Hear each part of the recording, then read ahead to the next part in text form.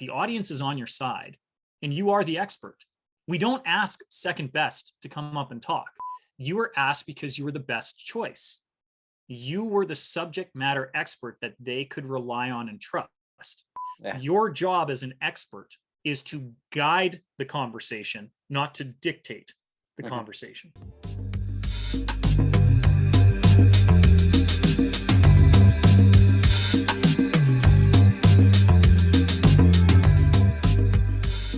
Tyler, welcome to the show. I'd like you to introduce yourself so everybody knows who you are.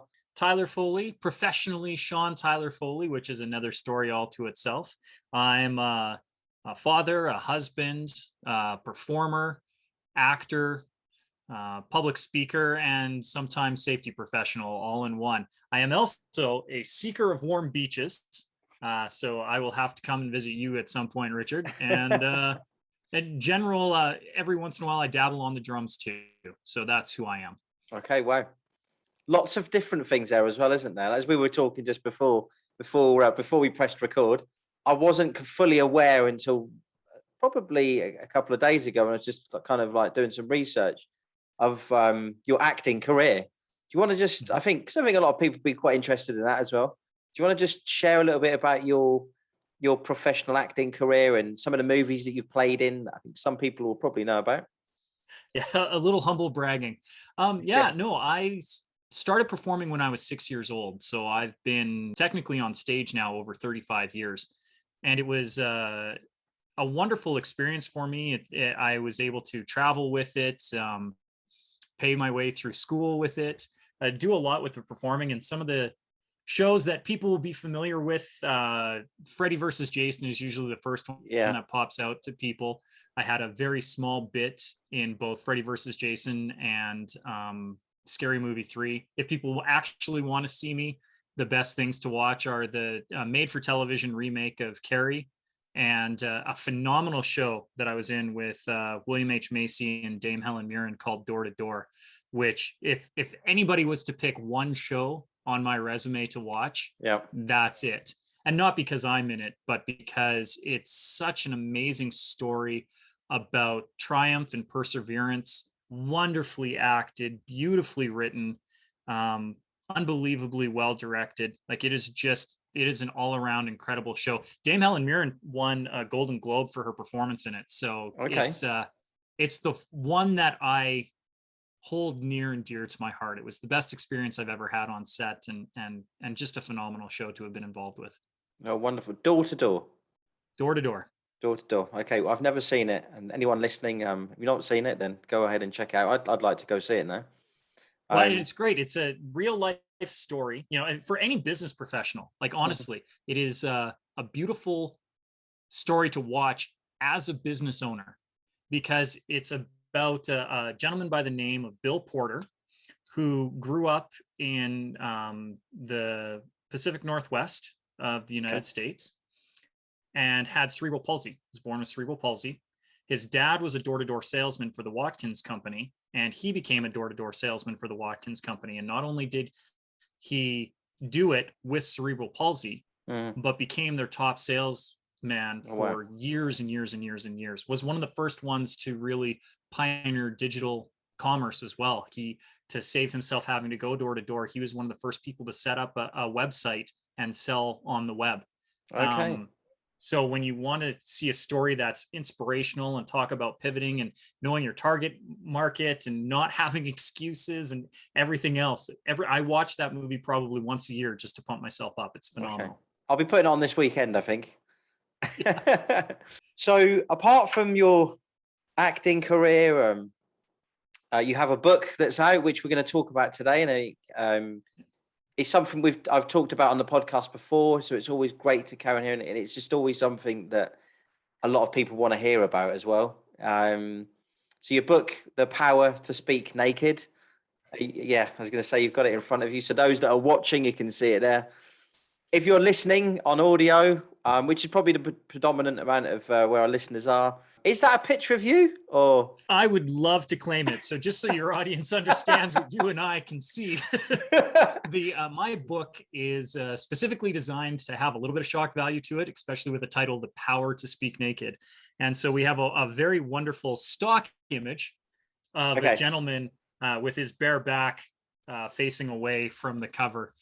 Ironically, that stock image was purchased off of a website that Jeff Bezos owns, a very popular site for e-commerce that people can go to. And the original version of my book was self-published through that company. And he won't allow me to advertise it because apparently the image breaches his nudity clauses. It shows overtly sexual in its nature and draws attention to the breasts and or buttocks in an overtly sexual manner. So now your audience is like, what does this look like? And it's not bad. It's not bad at all. But yeah, ironically, I bought a stock image off of his site and can't advertise it on there. So The Power to Speak Naked. Tell us what it's about first, and then we can maybe dig into a little bit about some of the tips you could maybe share with those that are listening. Oh yeah, no, we'll do a deep dive for sure for your audience, Richard. But the book itself came about in actually a reverse engineer process where I have been doing public speaking training for quite some time, you know, whether it was coaching people through acting and performance, later on as an executive coach, training C-suite individuals how to more effectively communicate from stage. And I realized it's the biggest thing that holds people back. I read a statistic somewhere, the fear of public speaking, which apparently 77% of the world claims to have some anxiety around public speaking. So it's a large majority of us. But the fear of public speaking has a 10% reduction in your earning potential and reduces your ability to get a promotion by 15%. And further to that, everybody who just heard that, only 6% are actually going to seek professional help to get better at public speaking, even though they know it's going to reduce their chances of getting a raise or earning more or getting promoted. 94% of people who understand that are still going to sit back and say, I don't care because I'm terrified to get up on stage and I don't want to get on. So the book actually came about as a source of encouragement. Right. This is not for the people who know in their heart, they're like, I want to be on stage. I want to be a performer. I want to be a public speaker. I want to be the next Tony Robbins or Les Brown or Brian Tracy. I want to be on stage. It's not for those people. Those people can get some really good tips out of the book because I've, again, been performing for 35 years. And I know for a fact that Les Brown has read my book, got a few bits out of it. So if Les Brown can pull something from it, anybody can. But it's really designed for the everyday person, you know, small business owner, charity director, teacher in a classroom who needs more confidence in their messaging. And we go through 10 chapters with some real easy to implement strategies to make you a better speaker. And I say that we build confidence through competence. And so what I want to do is make you a competent speaker because that's where the confidence comes from. When you know that technically you can handle it, then you don't worry about all the rest. And we build on some powerful stories and really take people through just how to be more effective and more engaging when you speak. You know, what you're saying there, it sounds different to a lot of other books out there in regards to it isn't just about going out there and being one of the top speakers in the world and knowing that you want to be on that level, because not everybody does. You know, a lot of people are quite happy with their roles. I mean, you know, my organization, I've been in learning and development for years. Trainers, you know, somebody standing up and training. Might be somebody wants to improve that. So yeah, it sounds very different. So how does the book start? That's kind of got you to making the book. The first thing that we really try to tackle is this perception that you're actually afraid of public speaking, because I can't do anything with somebody who's terrified of public speaking. Right. We have to conquer that fear. And one of the first things that I want people to know and to understand is that you're not actually afraid of public speaking. Now, I know that we just quoted a statistic that said 77% of people claim to have an anxiety around public speaking. But I would challenge that, because I guarantee 3 out of 4 humans on the planet are apparently have this fear or this anxiety. And yet the majority of the people on the planet at some point have gone to a restaurant and ordered food. Well, if you can go to a restaurant and order food, you're speaking in public. Mm. And then I get yeah, but I'm afraid to speak to strangers. So my next question is, did you know your waiter or waitress when you ordered your food? Because if you didn't, they were a stranger and you spoke in public. So that's null and void. And they're like, yeah, but I'm afraid to ask for what I want. I'm like, so did you order food that you didn't want to eat? Because if you ordered food that you wanted to eat to a complete stranger in public, you asked for what you want and got it by asking a complete stranger in public. So this fear of public speaking is not actually a thing. The reality is, you, me, anyone else, anybody who identifies with having this fear of public speaking actually has a fear of public judgment. Mm. And it's the fear of public judgment that we need to tackle first. So when I open up the book, one of the first things that we discuss is that the audience is on your side and you are the expert. We don't ask second best to come up and talk. Yeah. And so again, this book isn't for the big people who have their own content. Although it's great when you do have your content, and it's important to realize if you have your own content and you've purchased a stage, you are the expert, and people who are paying to come see you didn't come expecting you to suck. They're there on your side. But in a boardroom scenario, like if you've been asked to present last quarter's sales numbers or something, right? You've been asked to create a presentation by your boss. You were asked because you were the best choice. You were the subject matter expert that they could rely on and trust. So you are the expert. And when people come into a boardroom for a presentation, they actively want you to be good. Nobody goes into those going, oh, I hope this is horrible. They want it to be good because they don't want their time wasted. So they're rooting for you, or they just wouldn't show up. Yeah. At the most, they're passively indifferent because their boss told them that they had to be there while your boss told you that you had to present. Yeah. So we've all been in that scenario. We know that we anxiously want people to succeed. We are always on the speaker's side initially. So you are the expert and the audience is on your side. So all you have to do is come and deliver. And the key to delivering effectively is knowing your messaging. Yeah. And that doesn't mean memorizing a script. That is one of the worst things that you can do. We talk about that in the book further on.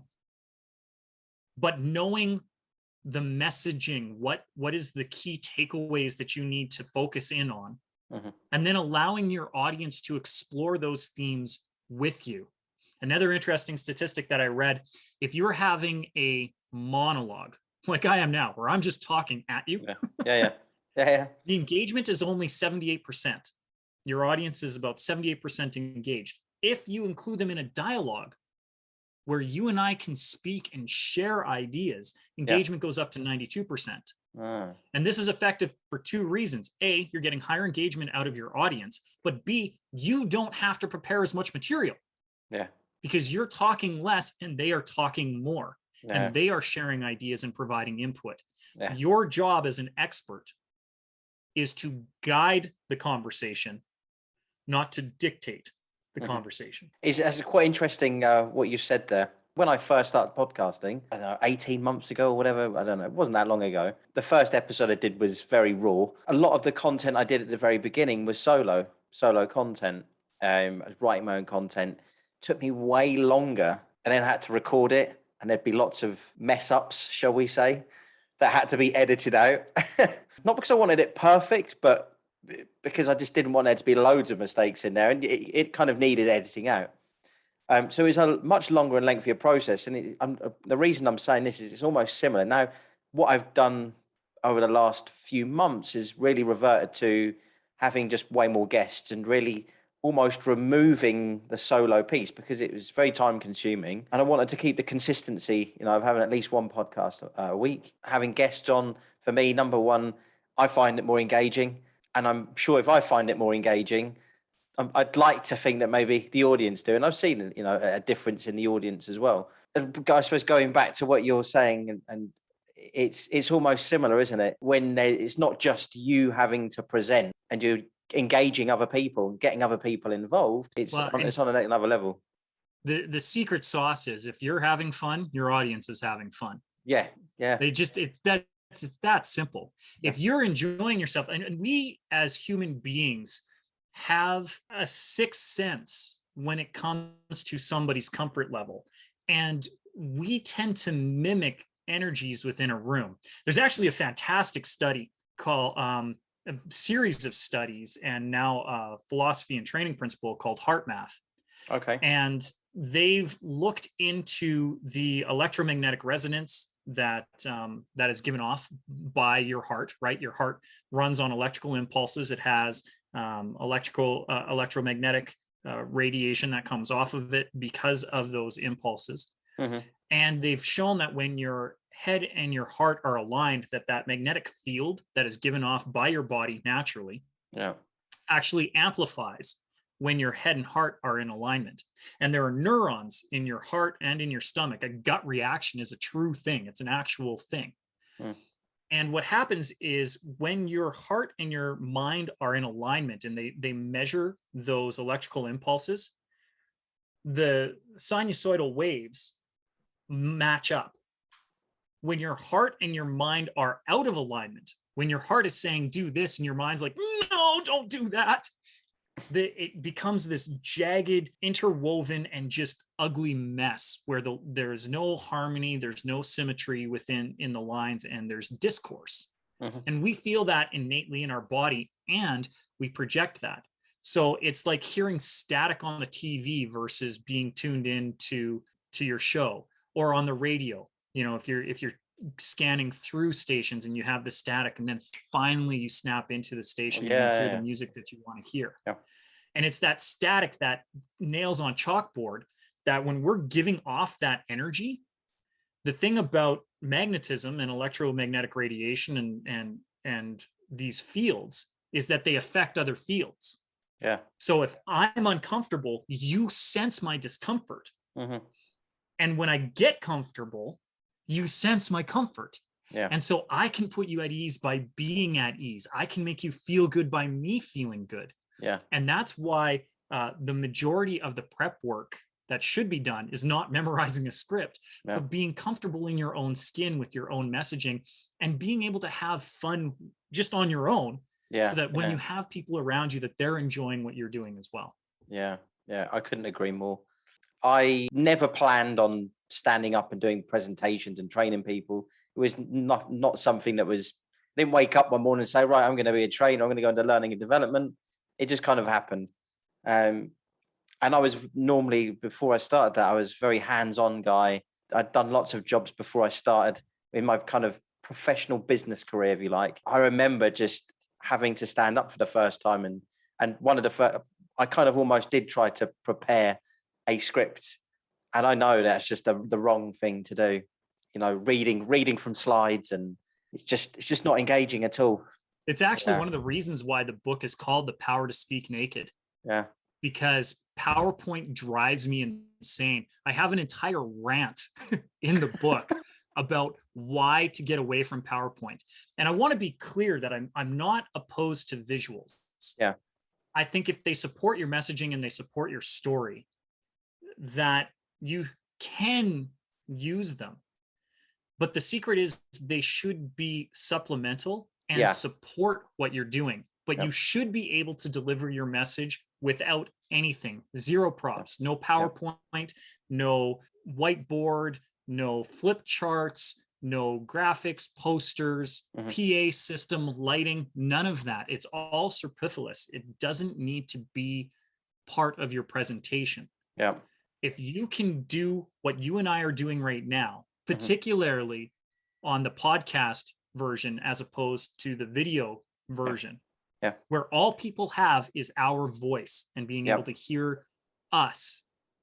If we can keep them engaged here, everything else becomes bonus. So if we add on the video, great. If we had some PowerPoint, if I had a prop, that's fine, but I don't need it.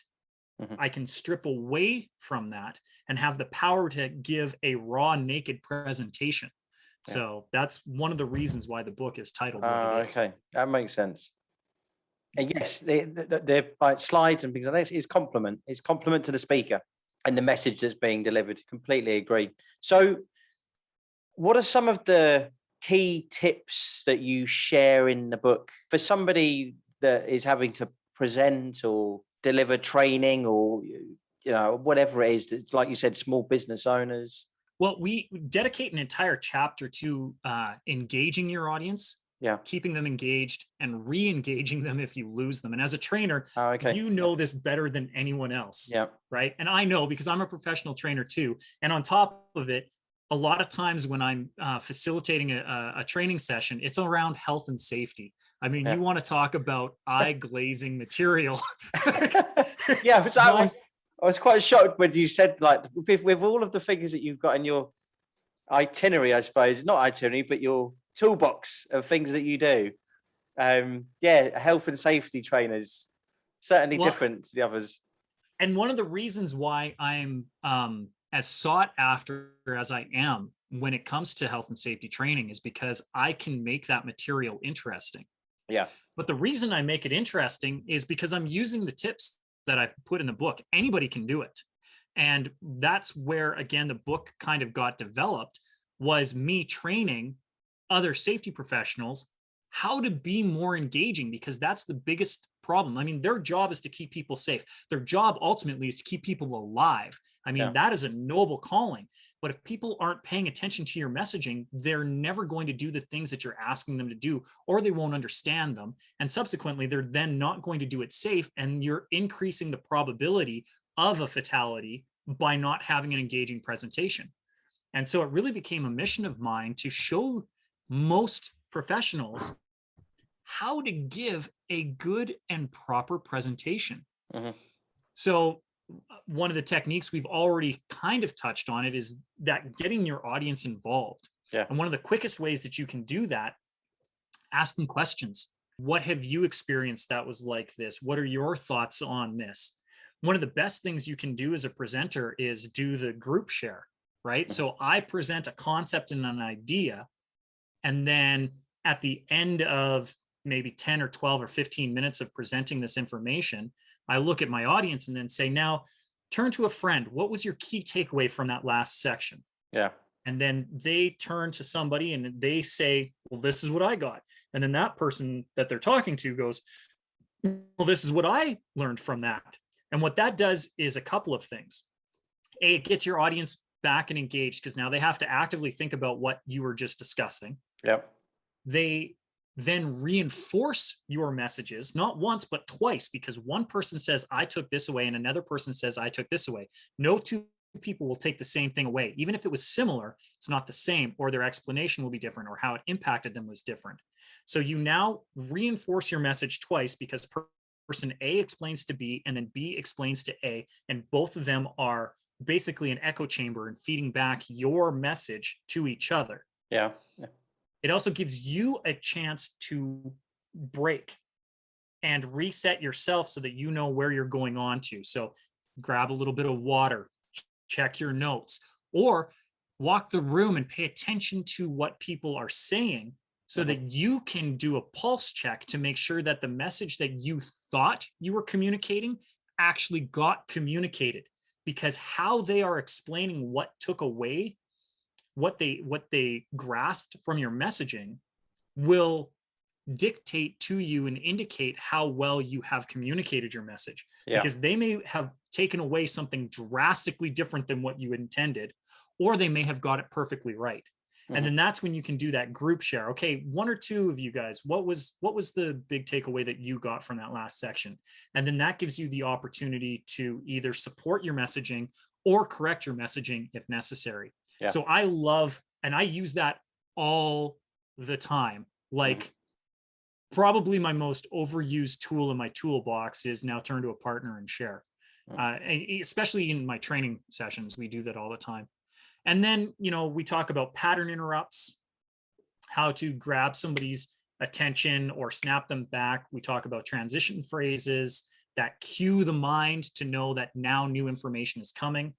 Yeah. And then, and the nice thing is they're mix and match. Like you can put them together, you can use them, throw them in, try the ones that work for you. And we've got a ton in the book. Not only do we have an entire chapter dedicated to it, but we actually review and revise some of them in a subsequent chapter and go over some of the best to use. Mm-hmm. Fantastic. Sounds like there's lots in there to get delved into to support somebody having to stand up. Oh, well, and that's, again, it was the whole reason for putting the book together. Yeah. Was just to make people more comfortable by arming them with tools, right? That confidence through competence piece. I need you to be a competent speaker so that you are not afraid to at least take on the challenge. And then the more you do it, the more you'll become like me, where now I look forward to the stage. I've always looked forward to the stage. Like I live for it, because there is nothing more satisfying than seeing the light bulb go off in somebody's eyes when they get it, when you've had the ability to influence them and help them discover a new viewpoint. Yeah. And that to me is, I will live for that until the day I die. And really, that's the whole point of the book, is showing anybody how you can very quickly become more competent in your delivery and thereby more confident in your ability to take the stage. Mm-hmm. Would you say a lot of the competence, or if you're competent, you're going to feel confident when it comes to the delivery. So getting competent is number one about practicing. Practicing being in front of people is one thing, but what would you say that it's about the being an expert in your field? There's lots of people that are experts. They're knowledge experts in their field, whatever that field may be. But they're scared to get up in front of somebody and explain it or talk, deliver. So you had started to allude to it, and I'm going to give a little light bulb for people right now. You don't have to be an expert in your field. You have to be an expert in you, because everybody is different and everybody is going to approach things differently. Again, health and safety professional. Unfortunately, one of the tasks that I have as a safety consultant, occasionally I have to go in and do an investigation when an incident has happened, typically a very high impact incident. So we're talking, maiming, injuries, and fatalities. Okay. And I have to interview witnesses. I've done way more of these investigations in my life than I've ever wanted to. But I promise you that no two witnesses ever gives the same description of an incident. Mm-hmm. An incident will have happened, and that is the fact. But the facts around it are varied based on the viewpoint. All of these people will have witnessed the same thing, but how they witnessed it and how it impacted them is different. So you can have, as you mentioned, multiple experts in any one field. I'm a public speaker trainer, but if you Google public speaking training, I bet you I don't come in the first 10 Google pages. Yeah. Right. And from Carnegie down to Darren Hardy to Brian Tracy, all of these public speaker trainers, Les Brown, that are going to come ahead of me, they're all experts. Yeah. I can focus on what makes them experts, or I can focus on what makes me an expert. And so what I need to do is focus on me. I know that I have been a performer my entire life. I was born an actor. Yeah. I've been professionally on stage since I was 6 years old. I now am 36 years into my career, coming up on my 36th anniversary of taking the stage. I know what it's like to perform for an audience, and therefore I'm bringing a performance aspect to public speaking. Yeah. And so for people who want to know how to get that, that's where I focus. And that's all I can focus on. So the key is not to focus on, am I or am I not an expert? The key is to focus on you. Hmm. I am an expert in this because, right? What makes me uniquely qualified, and my story, because it's the story that will be compelling. People don't care about the statistics. How I became an actor is usually more compelling than the fact that I was an actor. The story, the shows that I was in are interesting, but the stories behind the shows are what are compelling. Yeah. And so it's finding what your story is, what makes you unique, what makes you individualistic, and focusing on that as the expertise as opposed to the generalized field. The more specific you can make a story, the more universal it will speak to an audience. Yeah. Is there anything else that you with, so I suppose, clients that you train, especially within public speaking? What are some of the trends that you pick up on that kind of worry people, and the things that you have to work with them the most at? What are some of those most common areas? Because I suppose that's what's going to relate to people that are listening as well. If this is something that people struggle with. Well, I guarantee it's the imposter syndrome. Okay. Even the world's greatest expert is worried that somebody else knows more than them. And again, the thing that I need to work on the most with my clients is stop comparing yourself to other people. Compare yourself to you. Where were you 5 years ago? Where were you 10 years ago? And funny story, that's actually how you figure out who your ideal audience is, because you want to speak to you, your younger self, 5-10 years ago. And what did you need to know to get to where you are now? And that's why it's important to know who you are and know your story, because there are, coming up 8 billion people in the world. Maybe we've already tipped over it. Yeah. Everybody's story is unique, but there are multiple people within this planet who have similar circumstances to you. No one will have gone through life the exact same way that you have. Yeah. But there are people who are trainers who want to know stuff. There are people who have maybe struggled with weight loss, struggled with addiction, struggled with the fear of public speaking. Apparently 77% of us on this planet have that anxiety. So we all have similar things. We can all find a group. We can all find a community based on various identifiers. Your key is not focusing on, well, this person does this. It's, what do I do? Who was I 5 years ago, 10 years ago? And speak to you, just you. You're an audience of one. What do you wish you could go back in time and tell yourself 5-10 years ago? And you just repeat that message. You repeat that message until it resonates with the people that need to hear your message. And the last tip that I'll give for, from the book and from my training and everything is that the thing you're afraid to say is probably what your audience needs to hear. It's that thing that we covet in our heart that we're like, oh, I don't want to do that. I don't want to say that. What if people find out? If you have something where you go, what if people find out? That is limiting you from your greatness. Yeah. And one of the best things you can do is just say it. And I know it's a dated reference, but if anybody has seen 8 Mile with Eminem or Marshall Mathers, at the very end, he's got this rap battle and his buddy pulls him to the side and he says, well, what if he talks about this, this, this, this, and this? And it triggers Eminem to go, oh, I remember this. Right? He goes, you're right. And so what does he do? He goes on stage and he goes, yeah, I'm a white guy in Detroit that's rapping. My girlfriend cheated on me. I come from a trailer park, blah, blah, blah. He threw out everything that could have been ammunition to his enemy. And he brought it up in front. And then the guy, when he came on, had nothing. But everybody who could relate with what he was saying cheered for him. They were like, yes, that's right, because that could be me too. And that's the key. Saying the thing that you're afraid to say is probably how you're going to find your audience. It's how you're going to resonate with them the best, because they are afraid to say it too. And if you can be the one to have the courage to say it, that makes you the leader, right? The leaders are the ones who have the courage to do the thing that everyone else is afraid to.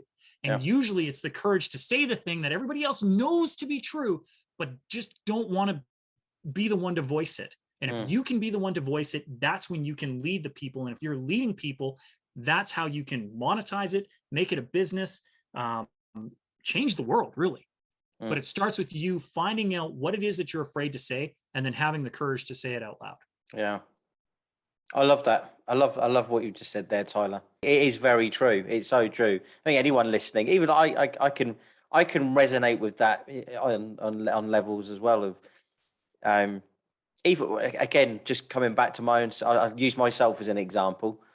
It's even with like creating content. You know, this was new to me 18 months ago, and it's like, what should I talk about? Personal development's what I've done for so long, but there's certain things I wonder. What about if I said this, or what are people going to like it? Or you know, there's that self doubt, you know, or you doubt yourself.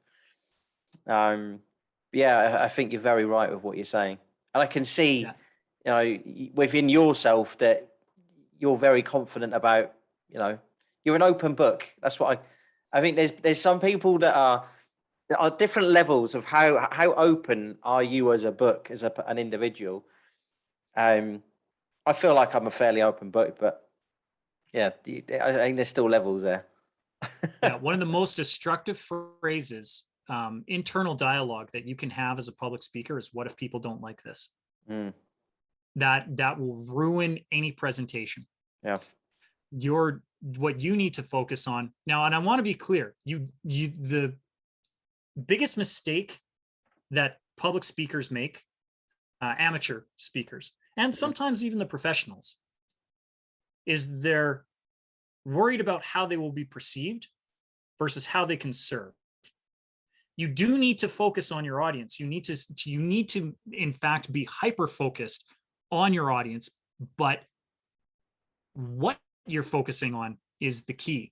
You need to focus on how do you serve them. If what you're doing isn't of service, then it doesn't matter if they like it or if they don't, because you can give somebody something that they like a lot, but if it isn't serving them, you're not doing them any good. So this will they like it is not the question to be asked. Yeah. The question is, how do I best serve them? And if you can serve your audience, if you can make sure that they are leaving your presentation better than when they came, how you do that is entirely up to you, and let the audience guide you through that, right? It's that engagement piece. Yeah.